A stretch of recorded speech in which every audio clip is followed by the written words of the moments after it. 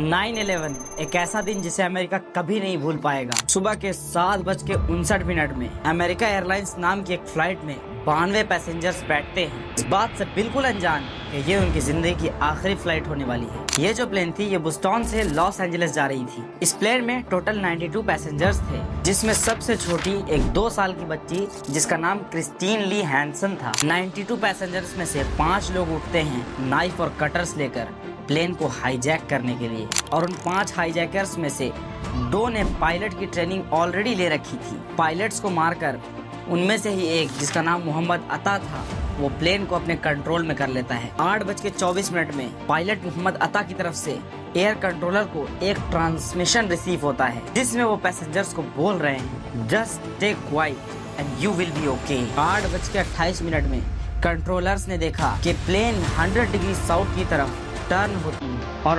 8:46 में flight 11 world Trade Center के north tower से जाकर टकरा जाती है।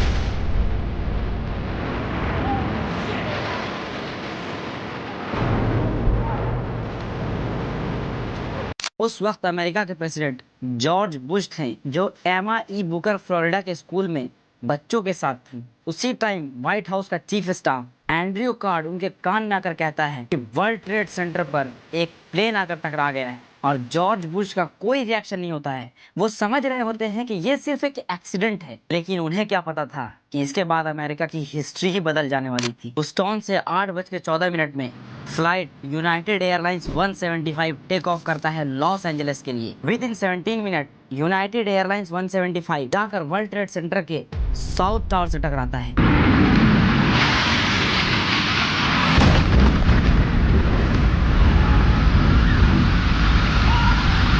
फिर से व्हाइट हाउस का चीफ स्टाफ एंड्रयू कार्ड आकर जॉर्ज बुश की कान में कहता है, second plane hit South Tower and America is under attack. अब जॉर्ज बुश को भी समझ आ गया था कि ये कोई एक्सीडेंट नहीं है, बल्कि ये प्लान बनाकर अटैक किया जाना है। FAA ने फौरन न्यूयॉर्क के आसपास में जितनी फ्लाइट उड़ने वाली थी उन सबको रोक दिया, और जितनी फ्लाइट उड़ रही थी उन सबको लैंड करने के लिए कहा। लेकिन 2 प्लेन अभी भी ऐसी थी जो हाईजैक थी और अभी भी हवा में उड़ रही थी। फ्लाइट 77 जिसका पायलट था हानी हैंजॉन। अब लोगों में डर बैठ गया था, ये प्लेन पता नहीं कहाँ जाकर टकरा जाएगी, क्या ये प्लेन भी वर्ल्ड ट्रेड सेंटर में ही जाकर टकराएगी। लेकिन 9:37 में फ्लाइट 77 पेंटागन से जाकर टकरा जाता है। अब किसी को समझ नहीं आ रहा था कि नेक्स्ट अटैक कहाँ होगा, किस पे होगा, कैसे होगा। अब सारी जगह न्यूज़ फैल गई कि किसमें इतनी पावर आ गई कि वो अमेरिका पर अटैक कर रहा है। अब नेक्स्ट अटैक व्हाइट हाउस पर होने वाला था। इन 3 प्लेन को क्रैश होने के बाद फ्लाइट 93 के पैसेंजर्स को पता चल गया था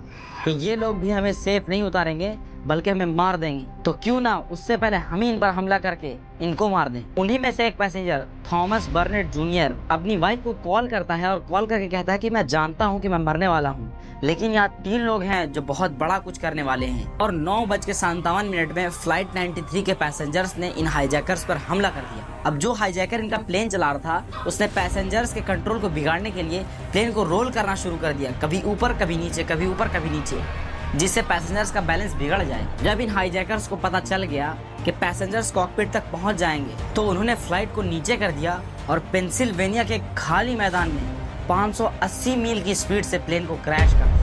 इस पूरे अटैक में लगभग 3000 लोग मारे गए इन 19 हाईजैकर्स को मिलाकर। लोगों में खौफ का माहौल बढ़ गया। लोग और मीडिया ये समझ रही थी कि जिस कंट्री ने भी ये किया है, उस कंट्री को तो अब अमेरिका बर्बाद कर देगा। फाइनली जॉर्ज बुश सामने आते हैं और कहते हैं कि ये अटैक किसी कंट्री ने नहीं किया है, तो किसने किया है, बल्कि एक ग्रुप ने किया है जिसका नाम अल-कायदा है, और जिसका मास्टरमाइंड उसामा बिन लादेन है। अब यहाँ से शुरू होती है एक जंग।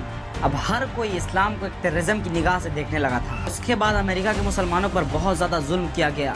मुसलमानों की एयरपोर्ट पर बहुत ज़्यादा हार्ड चेकिंग होने लगी। क्या इस्लाम सच में एक टेररिज्म है? हर तरफ ये खबर फैलने लगी कि इस्लाम टेररिज्म है। देखिए, एक बार आप सल्लल्लाहु अलैहि वसल्लम ने सहाबा से इरशाद फरमाया था कि जब तुम किसी से जंग करो तो वहाँ के पेड़ पौधों को भी ना काटो और वहाँ के लोगों को भी ना मारो, और जो तुमसे जंग करे सिर्फ उन्हीं से जंग करो। अब अमेरिका पूरी तरह तैयार था अपना रिवेंज लेने के लिए। अमेरिका ने अफगानिस्तान को वार्न किया कि ओसामा बिन लादेन को हमारे हवाले कर दो, लेकिन अफगानिस्तान ने इस बात से साफ इनकार कर दिया। With in 1 month George Bush ने ऑपरेशन इंड्यूरिंग फ्रीडम लॉन्च कर दिया और उसकी मिलिट्री ने अफगानिस्तान को चारों तरफ से घेर लिया। अफगानिस्तान की 11,000 सिविलियंस को मार दिया और अफगानिस्तान पर अपना कंट्रोल जमा लिया। लेकिन ये जंग यहीं खत्म नहीं हुई।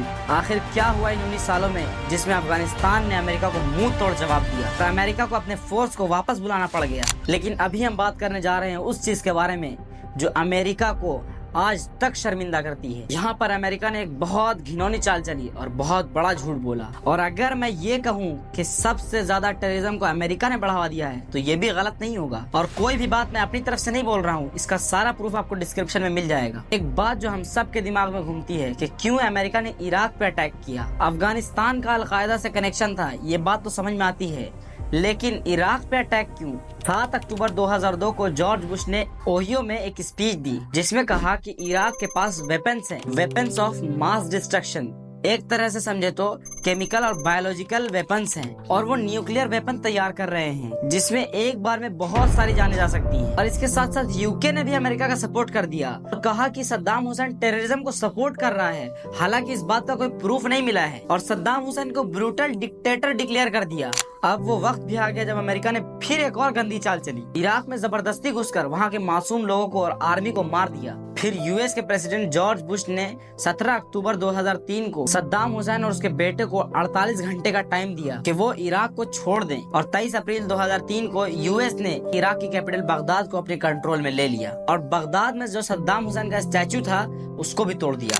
अमेरिका ने यहाँ पे माइंड का गेम खेलते हुए सबसे पहले वहाँ के सुन्नी और शिया मुस्लिम के बीच में फूट डाल दी। क्योंकि सद्दाम हुसैन का ज्यादातर सपोर्ट मुस्लिम्स पे रहता था, आखिरकार वो वक्त भी आ गया। 13 दिसंबर को यूएस आर्मी ने सद्दाम हुसैन को पकड़ लिया। अब यहाँ से एक नई तारीख जन्म लेती है क्योंकि यूएस के प्रेसिडेंट ने ये वादा किया था कि इराक के लोगों को सद्दाम हुसैन के डिक्टेटरशिप से हटाकर उसे आजाद करेंगे। लेकिन बात यहाँ पर पलट गई। इराक के लोगों ने यूएस के आर्मी के खिलाफ लड़ना शुरू कर दिया। 2005 में वो वक्त भी आ गया जब इलेक्शन कराकर जलाल तलबनी को प्रेसिडेंट बना दिया गया। लेकिन इससे क्या होने वाला था, सुन्नी और शिया की लड़ाई एकदम टॉप पर जा चुकी थी। इसकी वजह से अलकायदा ने एक नया रूप ले लिया। अब एक ऐसा दिन आ गया जो इराक ने कभी सोचा नहीं होगा। Black day for Iraqians. 30 दिसंबर 2006 ईद उल अजहा का दिन सद्दाम हुसैन को फांसी दे दी गई। लेकिन मेरा सवाल इनसे सिर्फ ये है कि जो इल्जामात सद्दाम हुसैन पर लगाए थे मास ऑफ वेपन के, उनका सबूत आज तक नहीं मिला।